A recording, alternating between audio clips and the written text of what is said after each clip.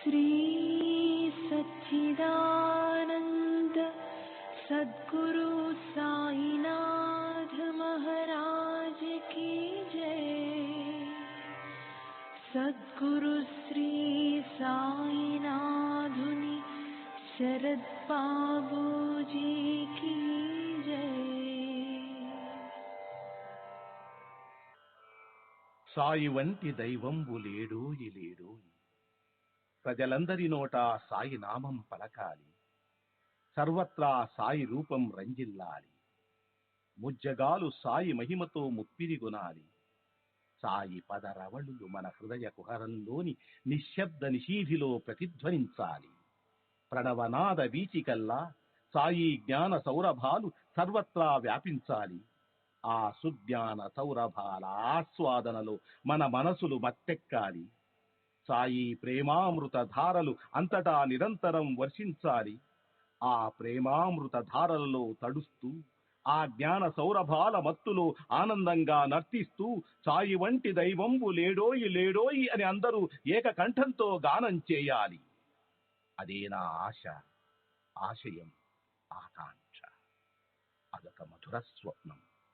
ఆ స్వప్న సాఫల్యం కోసం శ్రీ సాయినాథుని అనన్య ప్రేమతో, ఆర్ద్రతతో ప్రార్థించటమే మనం చేయగలిగింది, చేయవలసింది. Shri Babuji.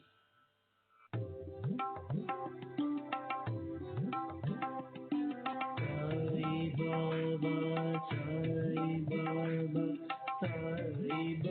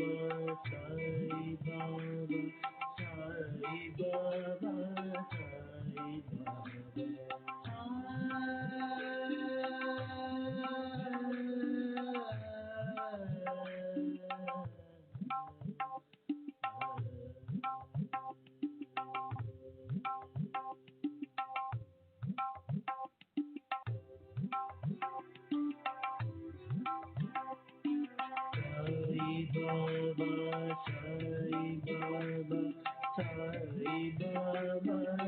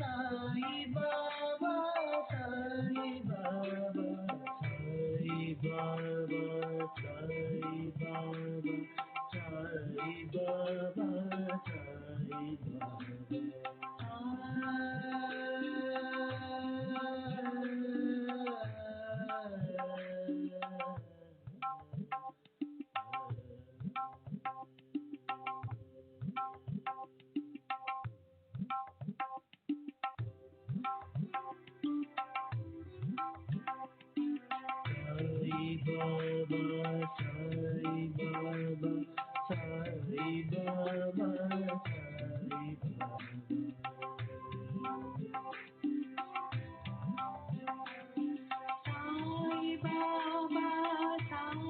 Baba, Sai Baba,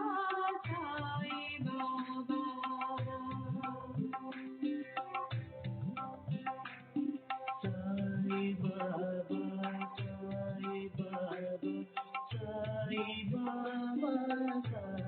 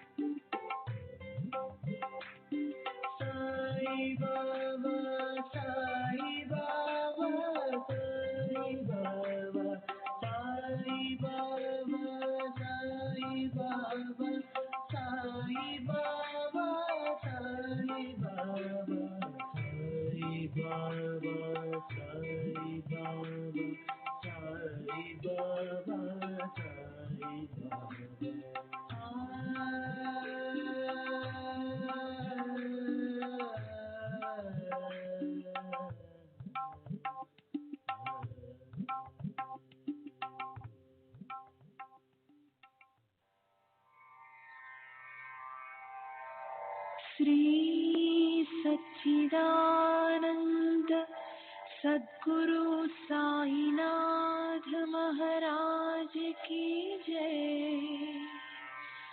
सद्गुरु श्री साईनाथुनि शरद बाबूजी की जय।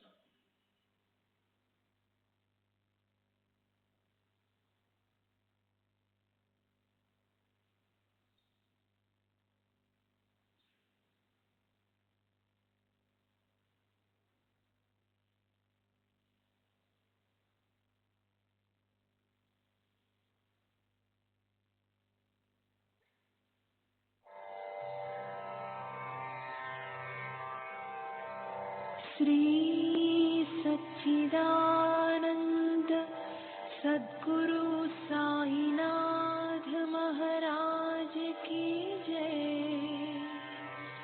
सद्गुरु श्री साईनाथुनि शरद बाबूजी की जय।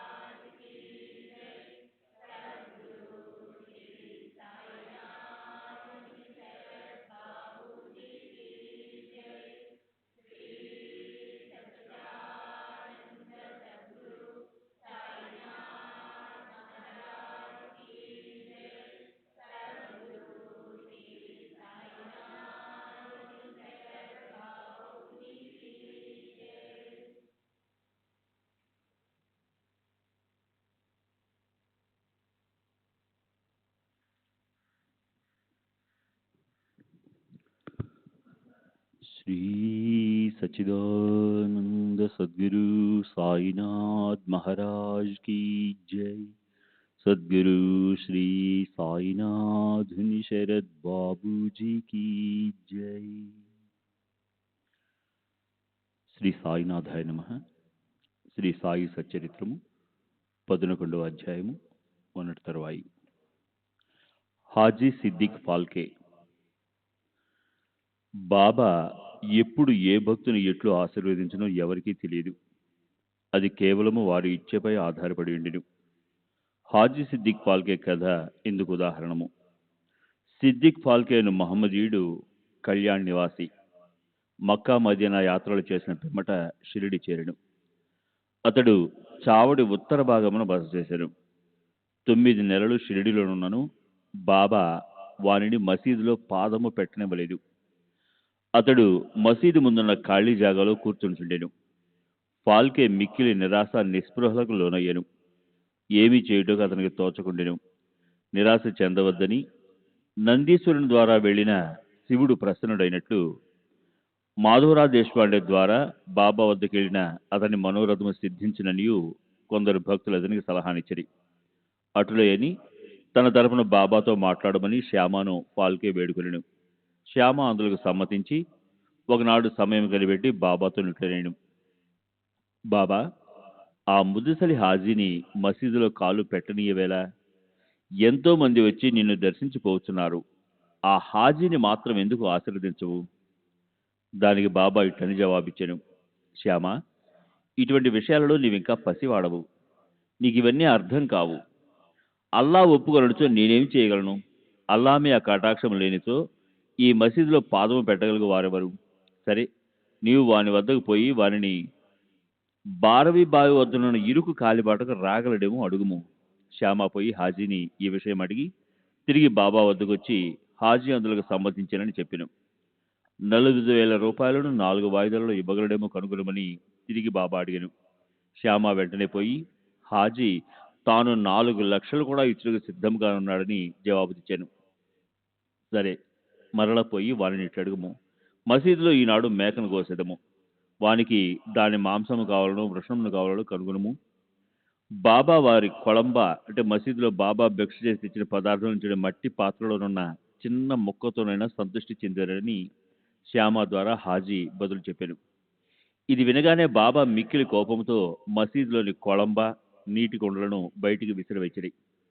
తిన్నగా చావిడిలో ఉన్న హాజీ వద్దకు పోయి తన కప్నీని పైకెత్తి పట్టుకుని తీవ్ర స్వరంతో, నన్ను గురించి ఏమనుకుంటున్నావు? నీవేదో గొప్పవాడివని పెద్ద హాజీవని గొప్పలు పోవచ్చు, ఏమిటేమిటో వదలుతున్నావే? నా దగ్గర నీ ఆటలు? ఖురాన్ చదివి నీవు తెలుసుకున్నది ఇదేనా? మక్కా మదీనా యాత్రలు చేసిననే గర్వంతో నేనెవరో తెలుసుకోలేకున్నావు అనుచు ఏమేమో ఇంకనూ అతనిని తిట్టి మసీదుకు మరలి వెళ్ళాను. బాబా ఆగ్రహావేశములను చూసి హాజీ గాబరాపడెను.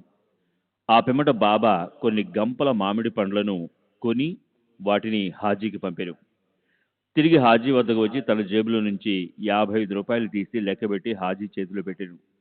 అప్పటి నుంచి హాజీని బాబా ప్రేమాదరములతో చూచుచూ భోజనమునకు పిలుచుచుండెను. హాజీ ఆనాటి నుండి తనకిష్టం వచ్చినప్పుడల్లా మసీదులోనికి వచ్చిపోవచ్చుండెను. బాబా ఒకప్పుడు వానికి డబ్బునిచ్చుచుండెను. బాబా దర్బారులో అతను కూడా ఒకడయ్యాను. పంచభూతములు బాబా స్వాధీనము.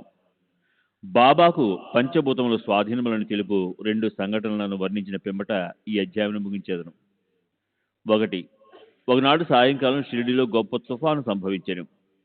నల్లని మేఘములు ఆకాశమును కప్పెను. గాలి తీవ్రముగా వీచెను. ఉరుములు మెరుపులతో కుంభవృష్టి కురిసెను. కొంతసేపట్లో నేలంతా జలమయమయ్యెను.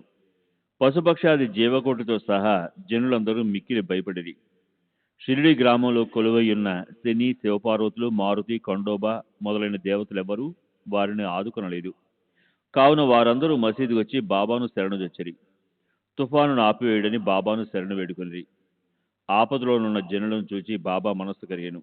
వారు బయటకు వచ్చి మసీదు అంచున నిలబడి బిగ్గరగా, ఆగు, నీ తీవ్రతను తగ్గించు, నెమ్మదించమని గర్జించిరి. కొన్ని నిమిషములలో వర్షము తగ్గెను. గాలి వీచుట మానెను. తుఫాను ఆగిపోయాను. చంద్రుడు ఆకాశమును కనిపించెను. ప్రజలందరూ సంతృష్టి చెంది వారి వారి గృహములకు పోయిరి. 2. ఇంకొకప్పుడు మిట్ట మధ్యాహ్నము దునిలోని మంటలు అపరిమితముగా లేచెను. మంటలు మసీదు కప్పుకున్న దూలములకు తాకునట్లు ఎగవిచుండెను. మసీదులో కూర్చున్న వారికి ఏమీ చేయుటకు తోచలేదు. దునిలోని కట్టెలు తగ్గింపుడని గాని నీళ్లు పోసే మంటలను చల్లార్పుడని గాని బాబాకు సలహాలిచ్చుటకు వారు భయపడుచుండిరి. వారి భయ ఆందోళనను బాబా వెంటనే గ్రహించి తమ సట్కాతో ప్రక్కనున్న స్తంభంపై కొట్టుచు, దిగు దిగు, శాంతించుము అనేది. ఒక్కొక్క సటకా దెబ్బకు కొంచెం కొంచెం చొప్పున మంటలు తగ్గిపోయి దుని యథాపూర్వము మితముగా మండసాగాను. భగవదవతారమైన శ్రీ సాయినాథుడట్టి వారు వారి పాదములపై పడి సాష్టాంగ నమస్కారం చేసి సర్వస్వ శరణాగతి వేడిన వారినెల్లా వారు కాపాడెదరు. ఎవరైతే భక్తి ప్రేమలతో ఈ అధ్యాయంలోని కథలను నిత్యము పారాయణ చేసేదరో వారు కష్టములన్నిటి నుండి విముక్తులగుదురు. అంతేగాక సాయి అందే అభిరుచి, భక్తి కలిగి త్వరలో భగవత్ సాక్షాత్కారము పొందెదరు. వారి కోరికలన్నీ నెరవేరి తుదకు ఏ కోరికలు లేని వారై ముక్తిని పొందెదరు. 11వ అధ్యాయం సంపూర్ణము. సద్గురు శ్రీ సాయినాథార్పణమస్తు. శుభం భవతు. శ్రీ సచ్చిదానంద సద్గురు సాయినాథ్ మహారాజ్ की जय. सद्गुरु श्री साईनाथ शरद बाबू जी की जय.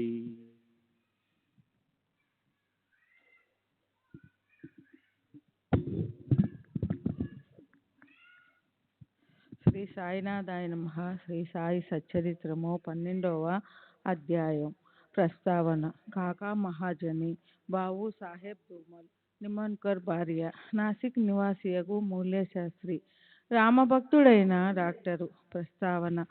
శిష్టులను రక్షించుటకు, దుష్టులను శిక్షించుటకు భగవంతుడు అవతరించినను సంగతి పూర్వపు అధ్యాయంలో తెలుసుకున్నాము. కానీ సద్గురుమూర్తుల కర్తవ్యం దానికి భిన్నమైనది.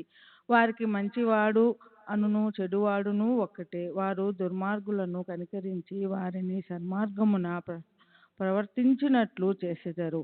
భవసాగరమును హరించుటకు వారు అగస్త్యుల వంటి వారు. అజ్ఞానమనే చీకటిని నశింపజేయుటకు వారు సూర్యుని వంటి వారు. భగవంతుడు యోగుల హృదయమున నివసించును. వాస్తవంగా వారు భగవంతుని కంటే వేరు కారు. సద్గురు శ్రేష్ఠుడైన శ్రీ సాయిబాబా భక్తుల క్షేమం కొరకు అవతరించిరి. జ్ఞానంలో నికృష్టులై దైవీ తేజస్సుతో ప్రకాశించుచు వారు అందరినీ సమానంగా ప్రేమించెడి వారు. వారికి దేనియందు అభిమానము లేకుండెను. శత్రువులు, మిత్రులు, రాజులు, ఫకీరులు అందరూ వారికి సమానమే. వారి పరాక్రమమును వినుడు. భక్తుల కొరకు తమ పుణ్యము అంతయు వ్యయపరచి ఎప్పుడూ వారికి సహాయము చేయుటకు సిద్ధంగా నుండెడివారు. వారికిచ్చలేనిచో భక్తులు వారి వద్దకు రాలేకుండిరి. వారి వంతు రానిదే వారు బాబాను స్మరించువారు కారు. వారి లీలలు ఎరుగుట కూడా తటస్థించదు. మరి అట్టి వారికి బాబాను దర్శించుకొనవలెనను బుద్ధి ఎట్లు పుట్టును?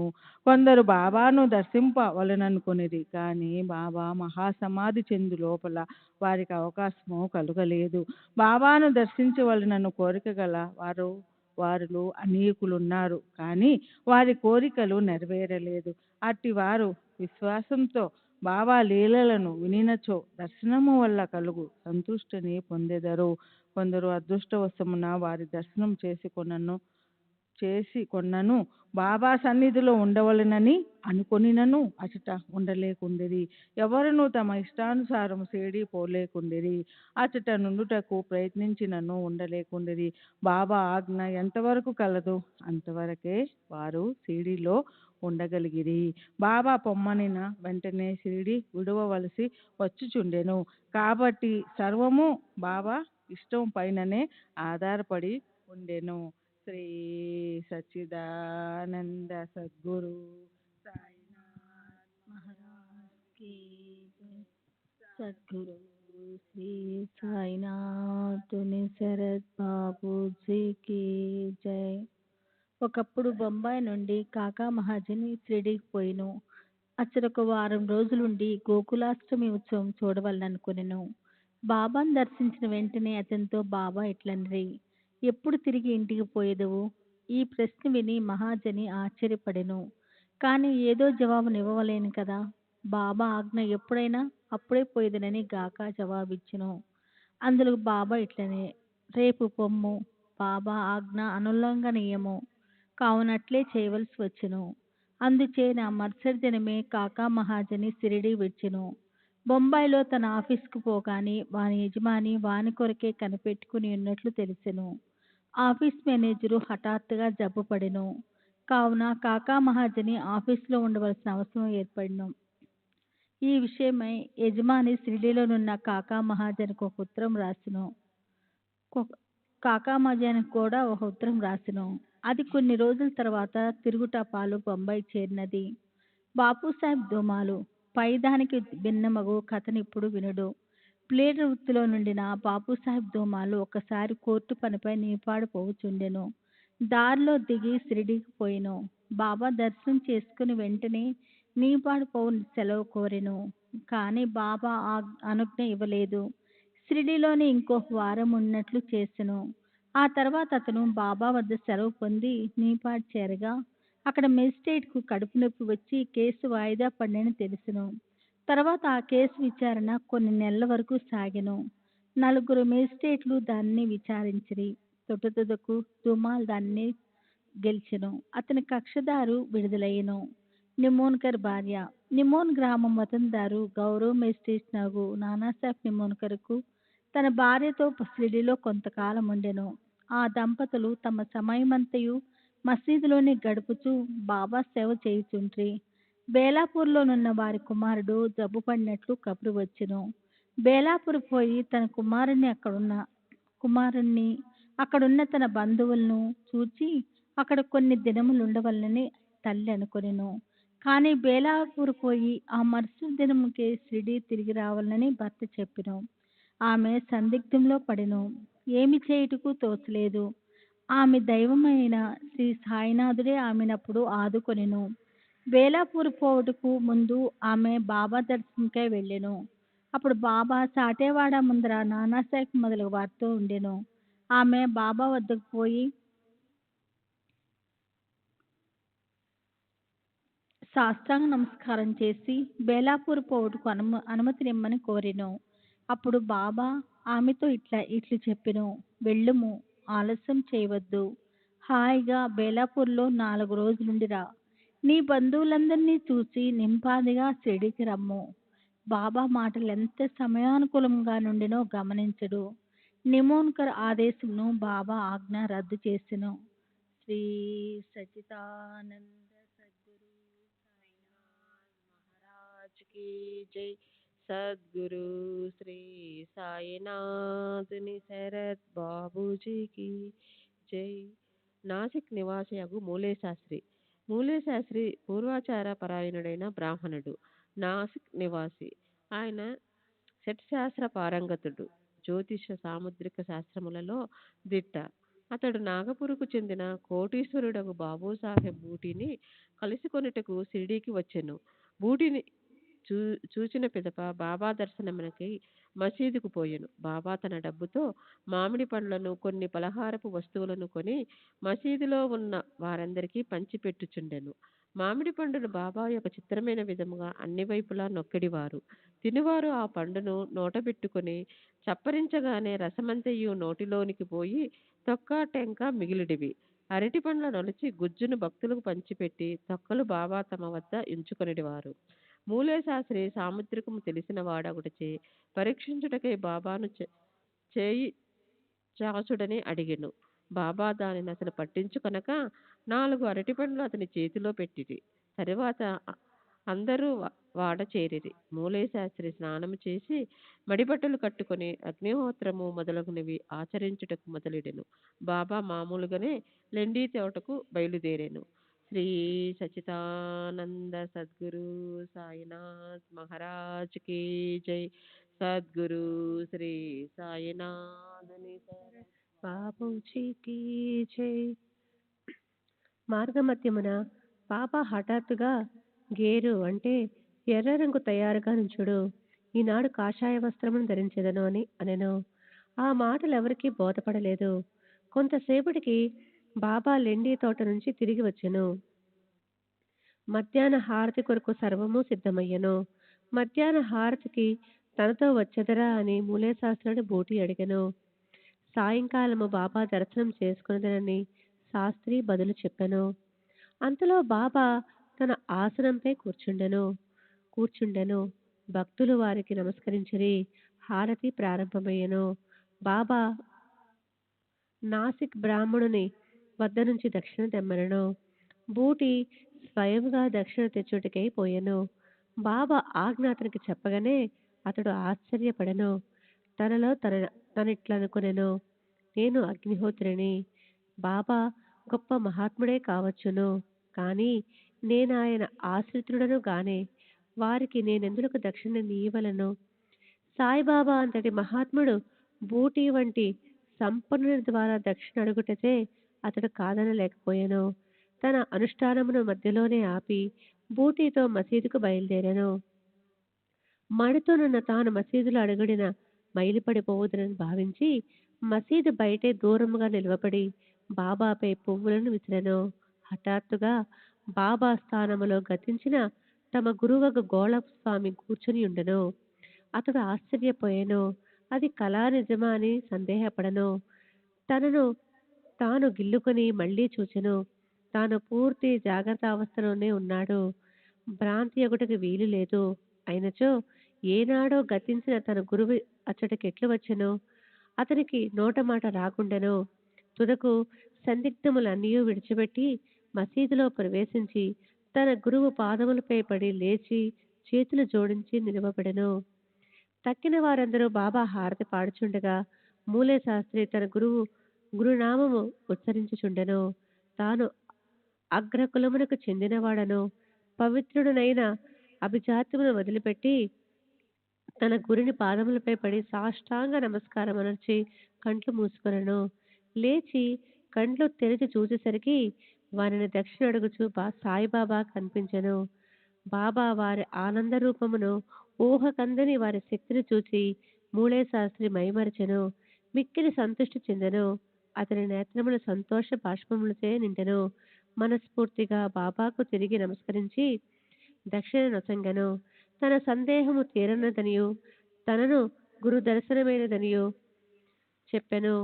బాబా యొక్క ఆ ఆశ్చర్యకరమైన లీలను కాంచిన వారందరూ అచ్చరవందరి.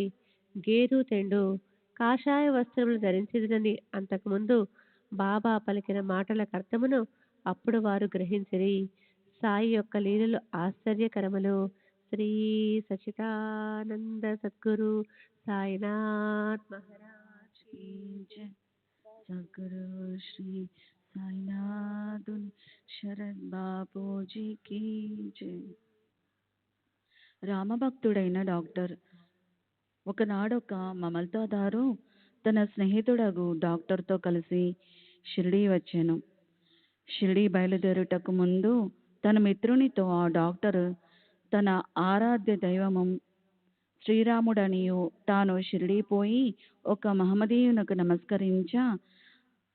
నమస్కరించుట లేదనియు చెప్పెను.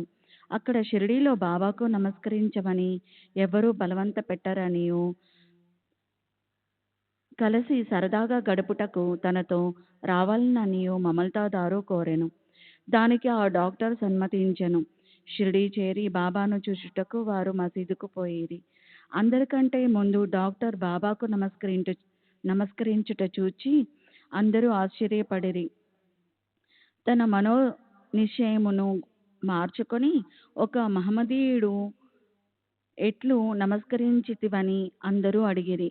తన ఇష్టదైవమగు శ్రీరాముడు ఆ గద్దెపైన తనకు కనిపించుటయే వారి పాదములపై పడి సాష్టాంగ నమస్కారమునర్చితినని డాక్టర్ బదులిడెను. అతడు అట్లు తిరిగి చూడగా అక్కడ సాయిబాబానే కనిపించెను. ఏమీ తోచక అతడు ఇది స్వప్నమా ఏమి, వారు మహమ్మదీయుడొకట ఎట్లు, వారి గొప్ప యోగి సంపన్నులైన అవతార పురుషులు అని నుడివెను. ఆ మరుసటి దినమే డాక్టర్ ఏదో దీక్ష వహించి ఉపవాసం ఉండెను. బాబా తన్ను అనుగ్రహించే వరకు మసీదుకు పోననుచు నిశ్చయముతో మసీదు వెళ్ళుట మానెను.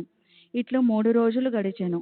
4వ దినమున తన ప్రియ స్నేహితుడొకడు కాందేశ్ నుండి రాగా వానితో కలిసి మసీదులో బాబా దర్శనమునకై తప్పక మసీదుకు పోవలసి వచ్చెను.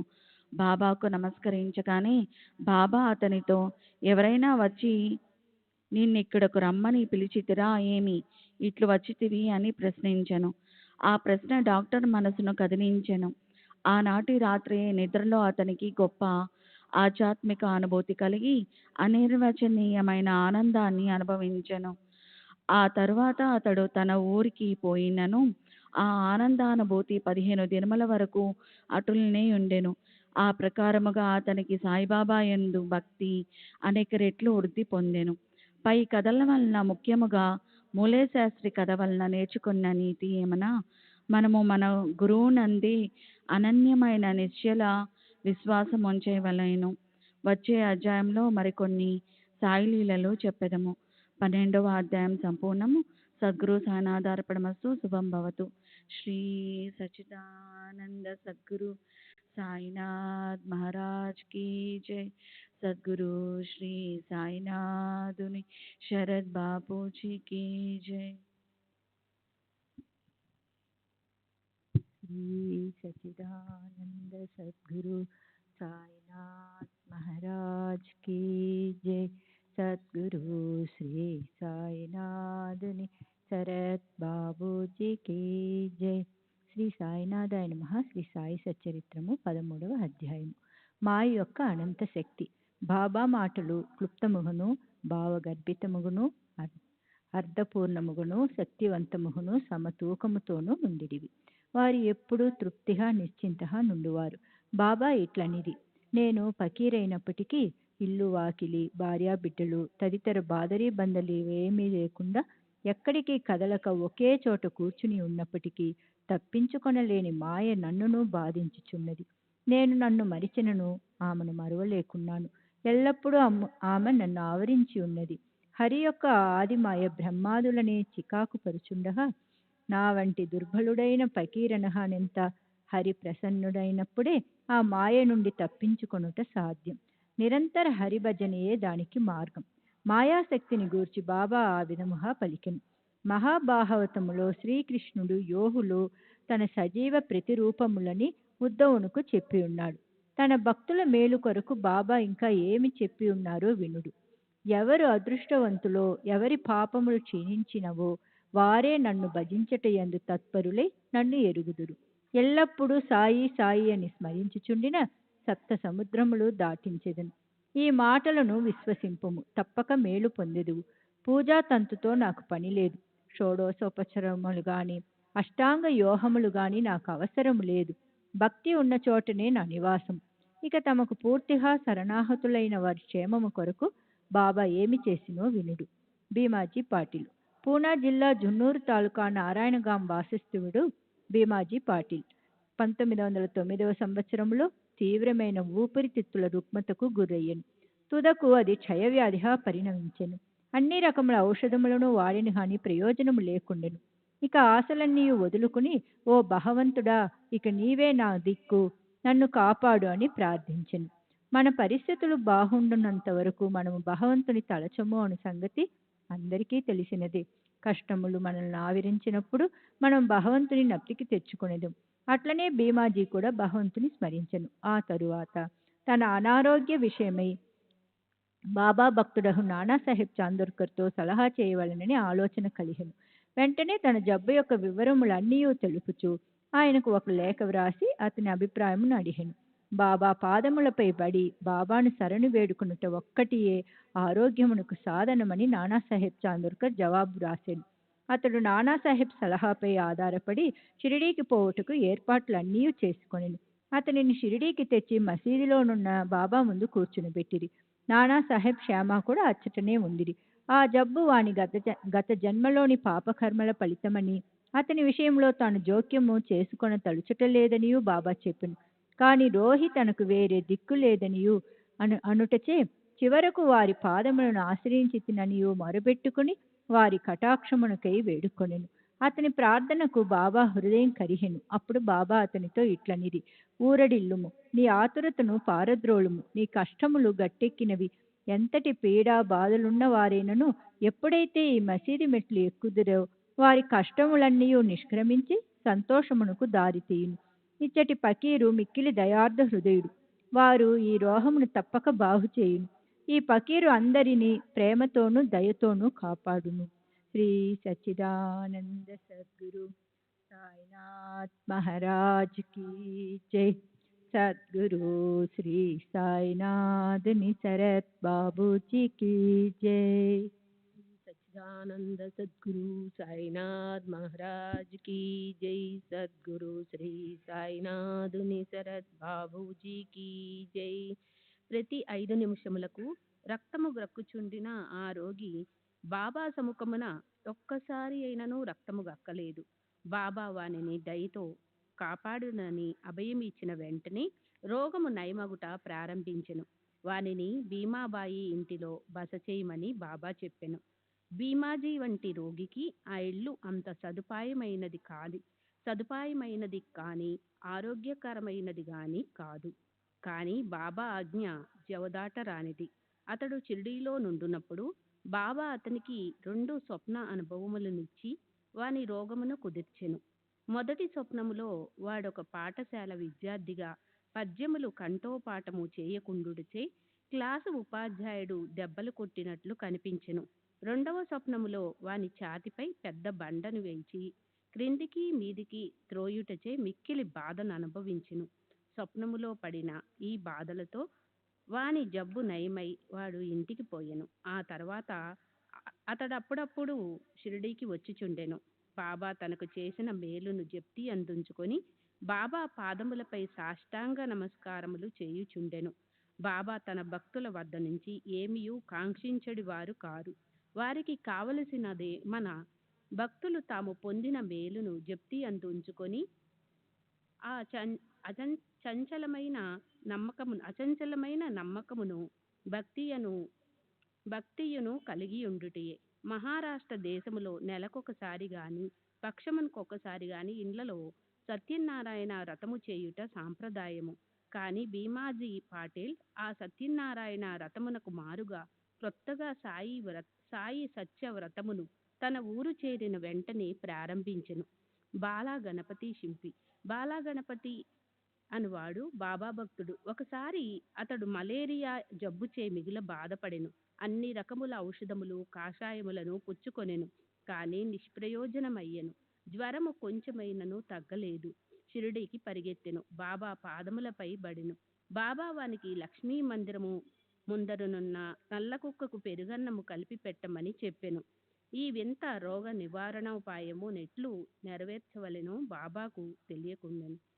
బాలాకు తెలియకుండెను. ఇంటికి పోగా అచట అన్నము పెరుగు సిద్ధముగా నుండుట చూచెను. రెంటినీ కలిపి లక్ష్మీ మందిరము వద్దకు తెచ్చెను. అచటొక నల్లని కుక్క తోక ఆడించుకొనుచు కనిపించెను. పెరుగన్నము కుక్క ముందర పెట్టెను. కుక్క దానిని తినెను. అంతటితో బాలా గణపతి మలేరియా జబ్బు శాశ్వతంగా పోయెను. శ్రీ సచ్చిదానంద సద్గురు సాయినాథ్ మహారాజ్ కీ జై. సద్గురు శ్రీ సాయినాథుని శరద్ బాబూజీ కీ జై.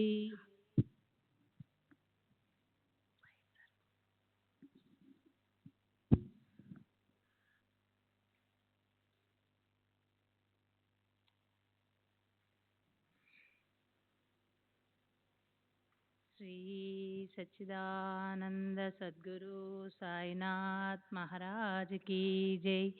సద్గురు శ్రీ సాయినాథుని శరద్ బాపూజీ కీ జై. బావు సాహెబ్ బూటి.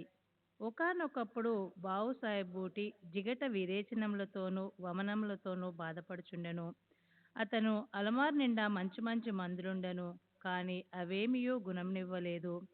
విరేచనముల వల్లను వమనముల వల్లను బావు సాహెబ్ బాగా నిరసించెను. అందుచే బాబా దర్శనముకై మసీదు కూడా పోలేకుండెను. బాబా అతన్ని మసీదుకు రమ్మని కబురు పంపి అతడు రాగానే తమ ముందు కూర్చుండబెట్టుకొని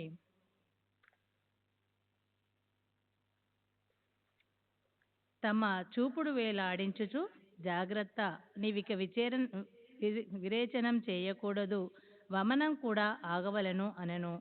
బాబా మాటల సత్వనుగనుడు. వెంటనే ఆ 2 వ్యాధులు పారిపోయెను. బూటీ జబ్బు కుదిరెను. ఇంకొకప్పుడు బూటీకి కలరా సోకెను. తీవ్రమైన దప్పికతో బాధపడుచుండెను. డాక్టర్ పిల్లె అను వైద్యుడు అన్ని ఔషధములను ప్రయత్నించెను. కానీ రోగం కుదరలేదు.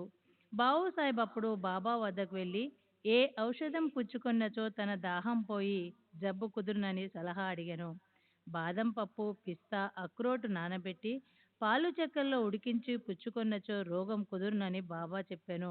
ఇది జబ్బును మరింత హెచ్చించునని ఏ డాక్టరైనా చెప్పును. కానీ బావు సాహెబ్ బాబా ఆజ్ఞను శిరసా వహించెను. పాలతో తయారు చేసి దాన్ని సేవించెను. విచిత్రంగా రోగం వెంటనే కుదిరెను. అలంది స్వామి. అలంది నుండి ఒక సన్యాసి బాబా దర్శనంకై షిరిడీకి వచ్చెను. అతనికి చెవిపోటు ఎక్కువగా నుండి నిద్ర పట్టకుండెను. శస్త్రచికిత్స కూడా చేయించుకునెను. కానీ వ్యాధి నయం కాలేదు. బాధ ఎక్కువగా నుండెను. ఏమీ చేయుటకు తోచకుండెను. తిరిగి పోనప్పుడు బాబా దర్శనముకై వచ్చెను. అతని చెవిపోటు తగ్గుటకు ఏదైనా చేయమని శ్యామ ఆ సన్యాసి తరపున బాబాను వేడుకొనెను. బాబా అతనినిట్లు ఆశీర్వదించెను. అల్లా అచ్చా కరేగా, భగవంతుడు నీకు మేలు చేయును. ఆ సన్యాసి పూనా చేరి 1 వారం రోజుల పిమ్మట షిరిడీకి ఉత్తరం రాసెను. ఆ ఉత్తరంలో తన చెవిపోటు తగ్గిననియు, కానీ ఇంకనూ వాపు తగ్గలేదనియు వ్రాసెను. వాపు పోగొట్టుకొనుటకై శస్త్రచికిత్స చేయించుకొనవలెనని బొంబాయి వెళ్ళెను. డాక్టర్లు చెవి పరీక్ష చేసి శస్త్రచికిత్స అవసరం లేదని చెప్పిరి. బాబా వాక్కుకున్న శక్తి అంత అద్భుతమైనది. కాకా మహాజని కాకా మహాజని అను ఇంకొక భక్తుడు గలడు. అతడు నీళ్ల విరేచనములతో బాధపడుచుండెను. బాబా సేవకు ఆటంకం లేకుండానట్లు ఒక చెంబు నిండా నీళ్లు పోసుకొని దాన్ని మసీదులో ఒక మూల పెట్టుకొనెను. అవసరం వచ్చినప్పుడెల్లా పోవచుండెను. సర్వజ్ఞుడైన బాబాతో ఏమీయూ చెప్పనక్కర్లేదనియూ బాబాయే త్వరలో తనకు స్వస్థత చేకూర్చుననియూ కాకా నమ్మెను. మసీదు ముందర రాళ్ళు తాపన చేయుటకు బాబా సమ్మతించెను. కావున పని ప్రారంభమయ్యెను. వెంటనే బాబా కోపోద్దీపితుడై బిగ్గరగా అరచెను. అందరూ పరిగెత్తి పారిపోయిరి. కాకా కూడా పరుగిడ మొదలెడెను. కాని బాబా అతన్ని పట్టుకొని అచ్చట కూర్చుండబెట్టెను. ఈ సందడిలో ఎవరో వేరుశనగ పప్పుతో చిన్న సంచిని అచ్చట విడిచి పారిపోయిరి. బాబా ఒక పిడిగెడు శనగపప్పు తీసి చేతులతో నలిపి పొట్టును ఊదివేసి శుభ్రమైన పప్పును కాకాకిచ్చి తినమనెను. తిట్టుట, శుభ్రపరచుట, తినుట ఒకేసారి జరుగుచుండెను. బాబా కొంత పప్పును తినెను. సంచి ఉత్తది కాగానే నీళ్లు తీసుకుని రమ్మని బాబా కాకాను ఆజ్ఞాపించెను. కాకా కుండతో నీళ్లు తెచ్చెను. బాబా కొన్ని నీళ్లు తాగి కాకాను కూడా త్రాగమనెను. అప్పుడు బాబా ఇట్లనెను, నే నీళ్ల విరేచనములు ఆగిపోయినాయి. ఇప్పుడు నీవు రాళ్ళు తాపన చేయు పని చూసుకొనవచ్చును. అంతలో పారిపోయిన వారందరూ తిరిగి మసీదు చేరి పని ప్రారంభించబడెను. విరేచనములు ఆగిపోవుటచే కాకా కూడా వారితో కలిసెను. నీళ్ల విరేచనములకు వేరుశనగ పప్పు ఔషధమా? వైద్యశాస్త్ర ప్రకారము వేరుశనగ పప్పు విరేచనములను హెచ్చించిన గాని తగ్గించలేదు. ఇందు నిజమైన ఔషధము బాబా యొక్క వాక్కే. శ్రీ సచ్చిదానంద సద్గురు సాయినాథ్ మహారాజ్ కీ జై. సద్గురు శ్రీ సాయినాథుని శరద్ బాపూజీ కీ. శ్రీ సచిదానంద సద్గురు సాయినాథ్ మహారాజ్ కీ జై. సద్గురు శ్రీ సాయినాథుని శరద్ బాబూజీ కీ జై. హార్తా నివాసి దత్తోపంత్. దత్తోపంత్ హార్తా గ్రామ నివాసి. అతడు కడుపు నొప్పితో 14 సంవత్సరములు బాధపడెను. ఏ ఔషధము వానికి గుణమునివ్వలేదు. అతడు బాబా కీర్తి వినెను. వారు జబ్బులను దృష్టి చేతనే బాగు చేసెదరను సంగతి తెలుసుకొని షిరిడీకి పోయి బాబా పాదములపై బడెను. బాబా అతనిని దయాదృష్టితో ఆశీర్వదించెను. బాబా అతని తలపై తమ హస్తము నుంచి ఊది ప్రసాదమిచ్చి ఆశీర్వదించగానే అతనికి గుణమిచ్చెను. ఆ జబ్బు వలన తిరిగి అతడు ఎన్నడూ బాధపడలేదు. ఇంకొక 3 వ్యాధులు. 1. మాధవరావు దేశపాండే మూల వ్యాధిచే బాధపడెను. సోనాముఖి కషాయమును బాబా వానికిచ్చెను. ఇది వానికి గుణమునిచ్చెను. 2 సంవత్సరముల పిమ్మట జబ్బు తిరగదూడెను. మాధవరావు ఇదే కషాయమును బాబా యాజ్ఞ లేకుండా పుచ్చుకొనెను. కానీ వ్యాధి అధికమాయెను. తిరిగి బాబా ఆశీర్వాదముతో నయమయ్యెను. 2. కాకా మహాజని అన్నగారైన గంగాధర పంతు అనేక సంవత్సరములు కడుపు నొప్పితో బాధపడెను. బాబా కీర్తి విని షిరిడీకి వచ్చెను. కడుపు నొప్పి బాగు చేయమని బాబాను వేడెను. బాబా వాని కడుపును తమ హస్తముతో స్పృశించి భగవంతుడే బాగు చేయగలడనెను. అప్పటి నుండి అతని కడుపు నొప్పి తగ్గి వ్యాధి పూర్తిగా నయమయ్యెను. 3. ఒకప్పుడు నానాసాహెబ్ చందోర్కర్ కడుపు నొప్పితో మిగుల బాధపడెను. ఒకనాడు రాత్రింబవళ్ళు ఆ బాధతో సతమతమయ్యెను. డాక్టర్లు మందులు ఇంజెక్షన్లు ఇచ్చిరి. కానీ అవి ఫలించలేదు. అప్పుడతడు బాబా వద్దకు వచ్చెను. బాబా ఆశీర్వదించెను. వెంటనే అతని జబ్బు పూర్తిగా తొలగిపోయెను. ఈ కథలన్నయూ నిరూపించినదేమనా, అన్ని వ్యాధులు బాగగుట కసలైన ఔషధము బాబా యొక్క వాక్కు ఆశీర్వాదములు మాత్రమే కాని ఔషధములు కావు. 13వ అధ్యాయము సంపూర్ణము. సద్గురు శ్రీ సాయినాథార్పణమస్తు. శుభం భవత్. श्री सच्चिदानंद सद्गुरु साईनाथ महाराज की जय। सद्गुरु श्री साईनाथ मुनि शरद बाबू जी की जय। श्री सच्चिदानंद सद्गुरु साईनाथ महाराज की जय। सद्गुरु श्री साईनाथ मुनि शरद बाबू जी की जय। శ్రీ సాయినాథాయ నమః. శ్రీ సాయి సచ్చరిత్రము 14వ అధ్యాయము. ప్రస్తావన. నాందేడు పట్టణ నివాసియగు రతన్జీ. దక్షిణ మీమాంస. దక్షిణ గూర్చి ఇంకొకరి వర్ణన. ప్రస్తావన. గత అధ్యాయములో బాబా యొక్క వాక్కు ఆశీర్వాదములచే అనేకమైన అసాధ్య రోగములెట్లు నయమయ్యెనో వర్ణించితిమి. ఈ అధ్యాయంలో రతన్జీ వాడియ యను వాణిని బాబా ఆశీర్వదించి సంతానమెట్లు కలుగజేసెనో వర్ణించెదము.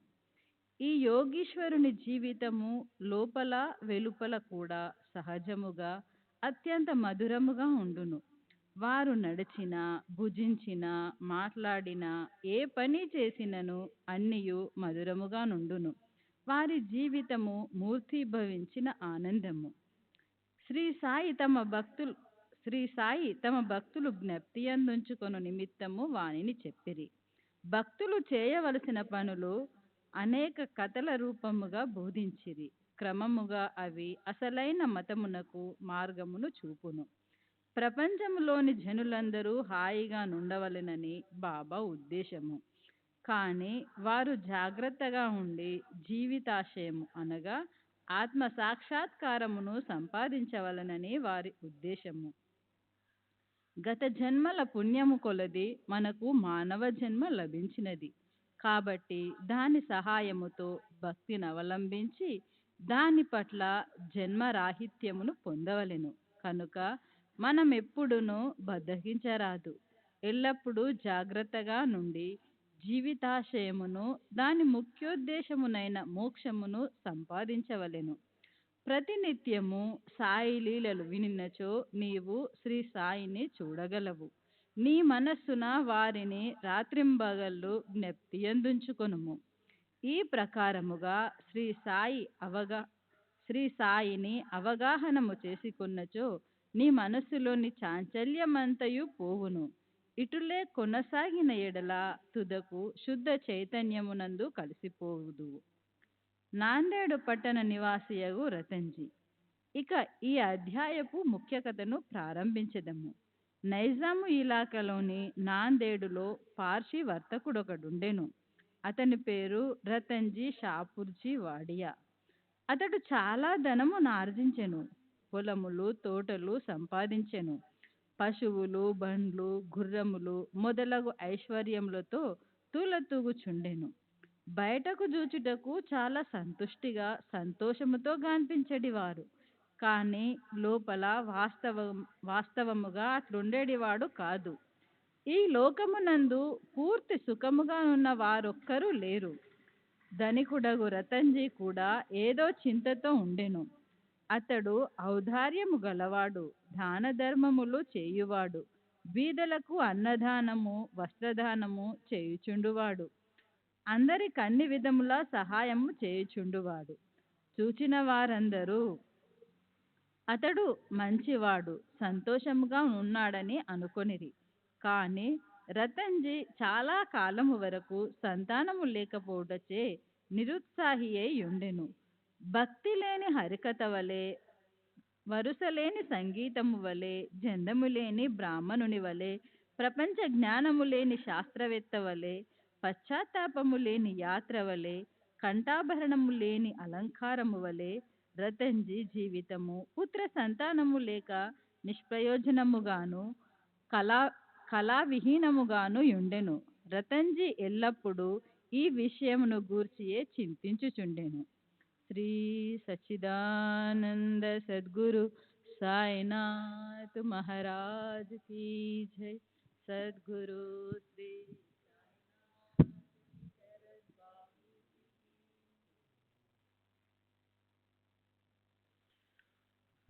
రతన్జీ తనలో తానిట్లా అనుకొనెను. భగవంతుడు భగవంతుడు అయినా సంతృష్టి చెంది పుత్ర సంతానము కలుగు చేయడా. మనసునందలి ఈ చింతతో అతడాహారమందు రుచి కోల్పోయాను. రాత్రింబవలు తనకి పుత్ర సంతానము కలుగునా లేదా అను నాతృతతో నుండువాడు. దాసగను మహారాజు నందు గొప్ప గౌరవం కలిగి ఉండేవాడు. ఒకనాడు దాసగను మహారాజును కలిసి ఆయనతో తన మనస్సులోని కోరికను చెప్పాను. దాసగను అతనికి షిరిడీకి వెళ్ళమని సలహా ఇచ్చెను. బాబాను దర్శించమనెను. బాబా ఆశీర్వాదము పొందమనెను. సంతానము కొరకు వేడుకొనుమనెను. రతన్జీ దీనికి సమ్మతించెను. షిరిడీకి వెళ్ళుటకు నిశ్చయించెను. కొన్ని దినముల తరువాత షిరిడీకి వెళ్ళెను. బాబా దర్శనము చేసెను. బాబా పాదముల మీద పడెను. ఒక బుట్టలో చక్కని పూలమాలను తెచ్చి దానిని బాబా మెడలో వేసి ఒక గంపతో పండ్లను బాబాకు సమర్పించెను. మిక్కిలి విధేయతలతో బాబా దగ్గర కూర్చుండి ఇట్లు ప్రార్థించెను. కష్టదశల్లోనున్న వారనేక మంది నీ దర్శనమునకు రాగా వారిని వెంటనే రక్షించి కాపాడెదవు. ఈ సంగతి విని నీ పాదములను ఆశ్రయించితిని కనుక దయ ఉంచి నాకు ఆశాభంగము కలుగు చేయకుము. బాబాకు 5 రూపాయల దక్షిణ ఇవ్వవలెనని రతన్జీ తన మనస్సులో దలిచెను. బాబా అతనిని 5 రూపాయల దక్షిణ కోరి అతడు ఆ పైకము నిచ్చునంతలో తనకు 3-14 ఇంతకు పూర్వమే ముట్టి ఉండెనని, కాని మిగిలిన రూపాయి 2 మాత్రమే ఇమ్మనెను. ఇది విని రతన్జీ మిగుల ఆశ్చర్యపడెను. బాబా ఆడిన మాటలను రతన్జీ గ్రహించుకోలేకపోయెను. కాని బాబా పాదముల వద్ద కూర్చుండి మిగతా దక్షిణ ఇచ్చెను. తాను వచ్చిన పని అంతయు బాబాకు విన్నవించి తనకు పుత్ర సంతానం కలుగు చేయమని వేడెను. బాబా మనస్సు కరిగెను. దిగులు పడకు, నీ కీడు రోజులు ముగిసినవి. అల్లా నీ మనసులోని కోరిక నెరవేర్చినని చెప్పారు. బాబా వద్ద సెలవు పుచ్చుకొని రతన్జీ నాందేడుకు వచ్చెను. దాసగనుకు షిరిడీలో జరిగిన వృత్తాంతమంతయు తెలిపెను. అంతయు సవ్యముగా జరిగినను. బాబా దర్శనము, వారి ఆశీర్వాదము, ప్రసాదము లభించినవనియు ఒకటి మాత్రమే తనకు బోధపడని సంగతి గలదని అనెను. తమకు అంతకుముందే 3 రూపాయల 14 ముట్టినవని బాబా ఆడిన మాటలకర్థమేమని దాసగను అడిగెను. ఇంతకు మునుపు నేనెప్పుడు షిరిడీకి వెళ్ళయుండలేదు. నా వల్ల బాబాకు 3 రూపాయల 14 ఎట్లు ముట్టెను?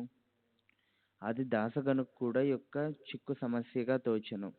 దాని గురించి కొంతసేపు ఆలోచించెను. కొంతకాలమైన పిమ్మట అతనికే దాని వివరమంతయు తట్టెను. శ్రీ సచ్చిదానంద సద్గురు సాయినాథ్ మహారాజ్ కి జై. సద్గురు శ్రీ సాయినాథ్ ధుని శరద్ బాబూజీ की जय.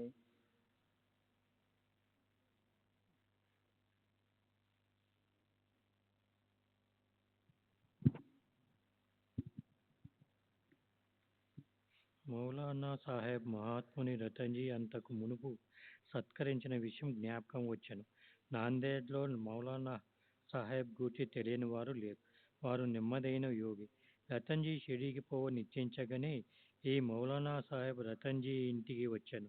ఆనాటి ఖర్చు సరిగ్గా 3-14 అవుట చూచి అందరూ ఆశ్చర్యపడిరి. అందరికీ బాబా సర్వజ్ఞుడని స్పష్టమైనది. వారు షిరిడీలో నున్నప్పటికీ దూరంలో ఏమి జరుగుచుండెనో వారికి తెలియచుండెను.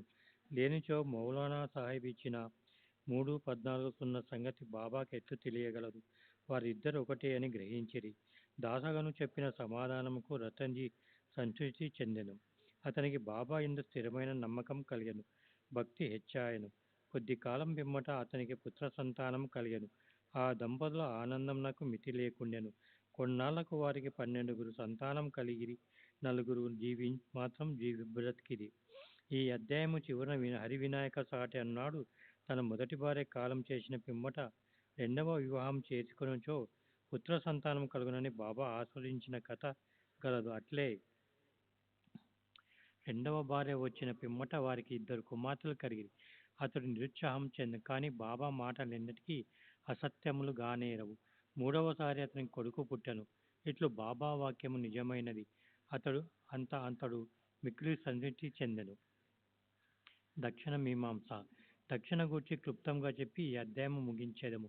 బాబా తమ జూటకు వెళ్ళిన వారి వద్ద నుండి దక్షిణ పుచ్చుకొనుట అందరికీ తెలిసిన సంగతే. బాబా పకీరైనచో వారికి దేనియందు అభిమానము లేకున్నచో వారు దక్షిణ ఎందుకు అడగవలను? వారు ధనము ఎలా కాక్షించవలని ఎవరైనా అడగవచ్చును. దీనికి పూర్తి సమాధానం ఇది. మొట్టమొదట బాబా ఏమీ పుచ్చుకునేవారు కారు. కాల్చిన అగ్గిపులను జాగ్రత్త పెట్టుకుని జోబులో వేసుకునేది వారు. భక్తులకు గాని తదితరులను గాని బాబా ఏమీ అడిగేవారు కారు. ఎవరైనా ఒక గాని 2 కాసులు గాని ఇచ్చినచో వానితో నూనె పొగాకు కొనండివారు. బీడీ గాని చిలుము గాని పీల్చేవారు. రిక్షా హస్తంతో యోగులకు చూడరాదని కొందరు 1 గాని 2 గాని పైసలు బాబా ముందర పెట్టేవారు. ఒక్క కాని ఇచ్చినచో బాబు జేబులో ఉంచుకునేవారు. అర్ధనా అయినచో తిరిగి ఇచ్చేవారు. బాబా కీర్తి అన్ని దిశలకు వ్యాపించి తర్వాత అనేక మంది బాబా దర్శనకి గుంపులుగా రాజొచ్చిరి. అప్పుడు బాబా వారిని దక్షిణ అడుగుచుండెను. శ్రీ సచిదానంద సద్గురు సాయినాథ్ మహారాజ్ కీ జై. సద్గురు శ్రీ సాయి శరత్ బాబూజీ కీ జై.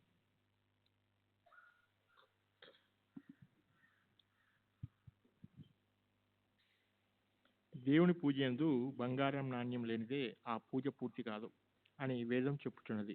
దేవుని పూజ యందు నాణ్యం అవసరమైనచో యోగుల పూజలో మాత్రమే ఉండరాదు, శాస్త్రంలో కూడా నేమని చెప్పబడినదో వినుడు. భగవంతుణ్ణి, రాజును, యోగిని, గురుని దర్శించుటకు పోయినప్పుడు రిక్తహస్తంతో పోరాదు, నాణ్యం గాని డబ్బు గాని సమర్పించవలను. ఈ విషయం గురించి ఉపనిషత్తులు ఏమని ఘోషించునో చూసేదము.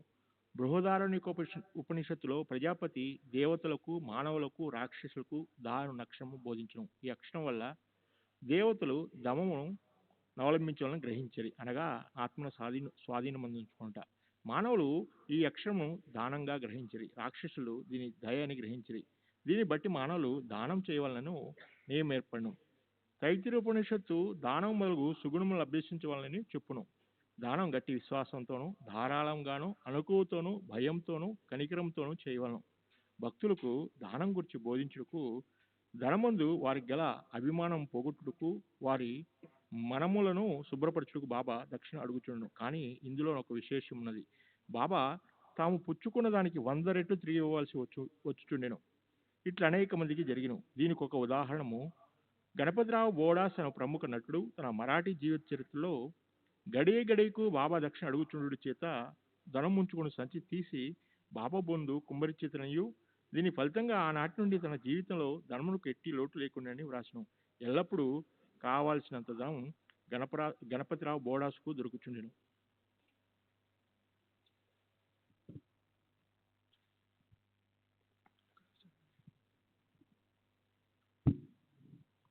బాబా దక్షిణ అడిగినప్పుడు ధనమే ఇవ్వక్కర్లేని అర్థము కూడా ప్రతి సంఘటన వల్ల తెలియజేయుచున్నది. దీనికి 2 ఉదాహరణలు. 1, బాబా 15 రూపాయలు దక్షిణ ఇమ్మని ప్రొఫెసర్ జీజీ నార్కేను అడగగా అతడు తన వద్ద దమ్మిడియేనూ లేదనెను. దానికి బాబా ఇట్లనెను, నీ వద్ద ధనము లేదని నాకు తెలియను, కానీ నువ్వు యోగ వాసిష్టం చదువుచున్నావు కదా, దాని నుంచి నాకు దక్షిణ ఇమ్ము. దక్షిణగా ఇచ్చట గ్రంథము నుంచి నేర్చుకున్న విషయములను జాగ్రత్తగా హృదయంలో దాచుకొనమని అర్థము. 2, ఇంకొకసారి తర్కడ్ భార్యను 6 రూపాయలు దక్షిణ ఇమ్మని బాబా అడిగాను.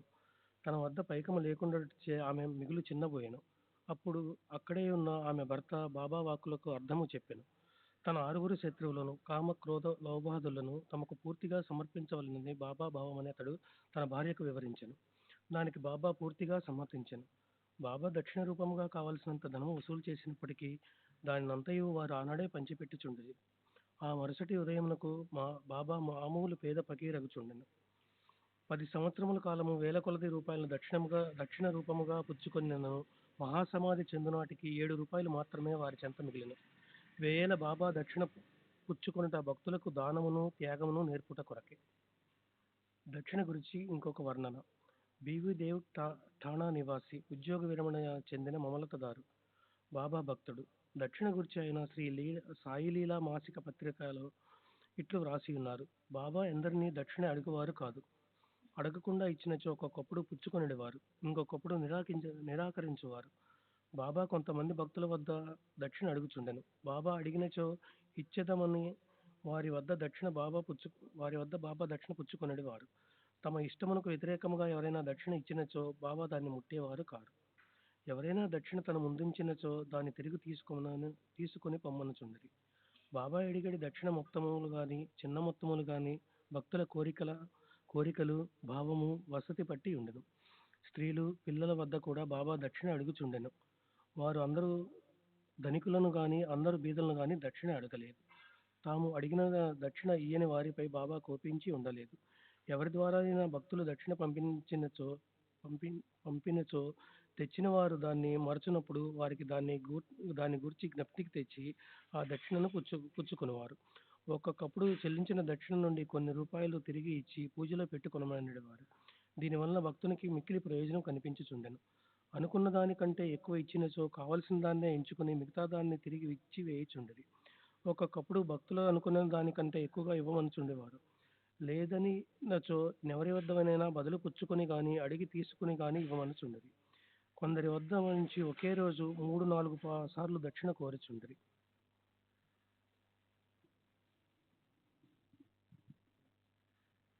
శ్రీ సచ్చిదానంద సద్గురు సాయినాథ్ మహారాజ్ की जय.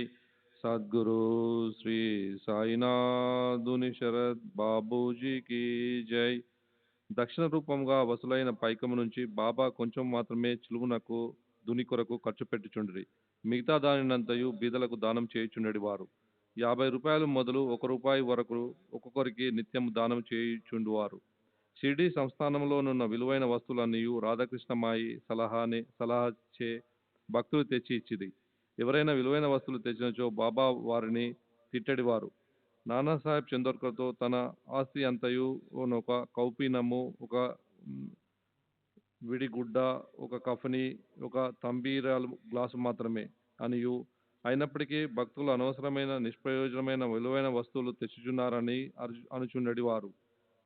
మన పారమార్థికమునకు ఆటంకములు 2 కలవు. మొదటిది స్త్రీ, రెండవది ధనము. షిరిడీలో బాబా ఈ 2 సంస్థలను నియమించి ఉన్నారు. అందొకటి దక్షిణ, రెండవది రాధాకృష్ణమాయి. తన భక్తులు ఈ రెండింటిని ఎంతవరకు విడిచిపెట్టిరో పరీక్షించుటకై బాబా వీరిని నియమించెను. భక్తులు రాగానే దక్షిణ అడిగి పుచ్చుకొని బడికి రాధాకృష్ణమాయి గృహమునకు పంపుచుండిరి. ఈ 2 పరీక్షలకు తట్టుకున్నచో, అనగా కనకమందు కాంతమందు అభిమానము పోయినదని నిరూపించినప్పుడే బాబా దయ వలన ఆశీర్వాదము వలన వారి పారమార్థిక ప్రగతి శీఘ్రమగుట దృఢపడుచుండెను. భగవద్గీతలోను ఉపనిషత్తులోను పవిత్రమైన స్థలములందు పవిత్రన కిచ్చిన దానము ఆ దాత యొక్క యోగక్షేమములకు అధికముగా తోడ్పడుచున్నది. షిరిడీ కన్నా పవిత్ర స్థలమేది? అందున్న దైవము సాయిబాబా కన్నా మిన్న ఎవరు? 14వ అధ్యాయం సంపూర్ణం. సద్గురు శ్రీ సాయినాథార్పణమస్తు. శుభం భవతు.